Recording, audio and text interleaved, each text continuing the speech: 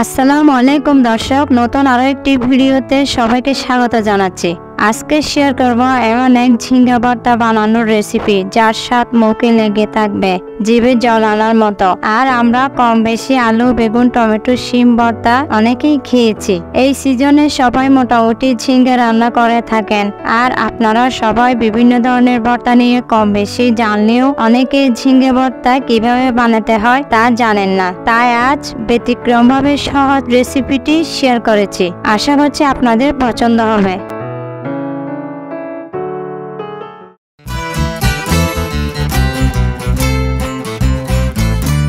শুরুতে আমি এখানে 1 কেজি কচি ঝিঙ্গা নিয়েছি। আপনারা যতটুকু ভর্তা তৈরি করতে চান সে আন্দাজে ঝিঙ্গা নেবেন। আর এমন টাইপের ঝিঙ্গা নিতে হবে যেন ভেতরে জালি বেঁধে না যায়। এখন আমি ঝিঙ্গের কোষাগুলো ভালো করে ছিলিয়ে নিচ্ছি। একটা একটা করে সবগুলো ঝিঙ্গার কোষা বা চামড়া ছিলিয়ে নিব।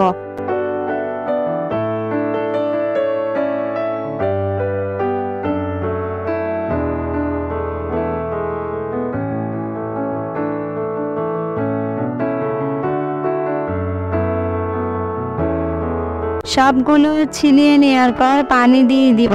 এবার ভালো করে ডুবিয়ে ধুয়ে নিব। পানি ছাড়িয়ে ভালো করে পরিষ্কার করেছি। এবার কুচি করতে হবে। এবারে একটা একটা করে ঝিঙ্গা টুকরো করে নিচ্ছি। ঝিঙ্গাগুলো পছন্দ মতো কেটে নেওয়া যাবে, তবে চেষ্টা করবেন ছোট ছোট সাইজ করে কাটতে। এতে করে ভর্তা বানালে সুবিধা হবে। সবগুলো ঝিঙ্গা দেখুন কাটা হয়ে গিয়েছে।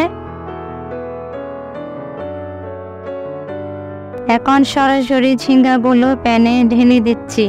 সবগুলো ঝিঙ্গা দেওয়ার পর এমন দেখাবে। এবার 2 মগ পানি দিয়েছি। এখন ঝিঙ্গাগুলোতে কোনো পানি নেই, সেজন্য আমি এক্সট্রা পানি দিয়েছি। ঢাকনা দিয়ে রেখে দিচ্ছি সিদ্ধ হওয়া পর্যন্ত। সিদ্ধ হয়ে গেলে এরকম পানি দেখাবে। ঢাকনাটা তুলে নিচ্ছি। দেখুন খুব সুন্দর দেখাচ্ছে।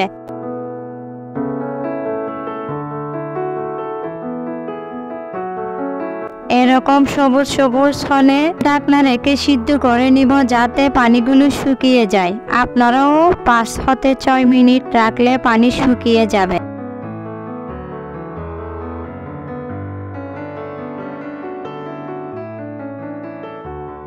ভর্তার জন্য ঝিঙ্গা রেডি। এবার পানি শুকিয়ে হালকা ভেজে নামিয়ে রাখছি।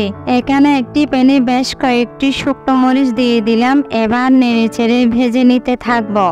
আপনারা যে যতটুকু ঝাল খান সে পরিমাণে মরিচগুলো ভাজবেন। মরিচগুলো ভেজে নামিয়ে নিব। এবার চুলায় সরিষা তেল দিলাম। এখন তেল গরম করে নিচ্ছি। তেল গরম হলে আস্ত ধনিয়া দিয়ে দিব।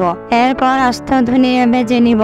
আস্ত ধনিয়া ভাজা যে কোনো ভর্তাতে দিলে দারুণ স্বাদ পাওয়া যায়। এবার রসুন কুচি দিয়ে দিচ্ছি। সবগুলো নেড়ে চেড়ে নিচ্ছি। এখন 1 কাপ পেঁয়াজ কুচি দিলাম। আমি পেঁয়াজগুলো ভালো করে নেড়ে ছেড়ে নিচ্ছি। পেঁয়াজ, রসুন এবং ধনিয়া ভাজা হয়ে গেলে নামিয়ে নিতে হবে। এখন ভেজে রাখা শুকনো মরিচগুলো পেটে নিয়ে নিচ্ছি। এরপর স্বাদ বুঝে লবণ দিলাম। লবণ ও মরিচগুলো ভালো করে কষলিয়ে মেখে নিচ্ছি। এবার সাইড করলাম। এরপর ধনিয়া পাতা কুচি দিলাম। একসঙ্গে মিশিয়ে নিচ্ছি। মিশিয়ে নেওয়ার পর এবার ভেজে নেওয়া আস্ত ধনিয়া ও পেঁয়াজ দিলাম। এখন মিক্স করে নিব। আমি পেঁয়াজ রসুন ভাজার সময় আস্ত ধনিয়া ইউজ করেছি, কারণ ধনিয়া সহ বাছলে সুন্দর স্মেল ও স্বাদ পাওয়া যায়। মেশানো হয়ে গিয়েছে। এবার ভেজে নেওয়া ঝিঙ্গাগুলো দিয়ে দিচ্ছি। এতক্ষণে ঝিঙ্গাগুলো ঠান্ডা হয়ে গিয়েছে। ভালো করে মেখে নিব হাত দিয়ে। আমি অনবরত মেখে নিচ্ছি।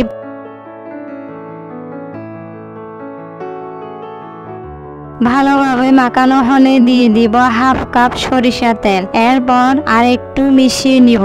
সরিষা তেল দিয়ে মাখলে খুব লোভনীয় লাগে আর স্বাদটাও বেড়ে যায়। এখন ভর্তা রেডি হয়ে গিয়েছে। খুব চমৎকার সুঘ্রাণ ও স্বাদ হবে এই ভর্তা। দেখলেন তো কম সময়ে কত সহজে তৈরি হয়ে গেল ঝিঙ্গে ভর্তা। এবার অন্য বাটিতে নিয়ে পরিবেশন করেছি।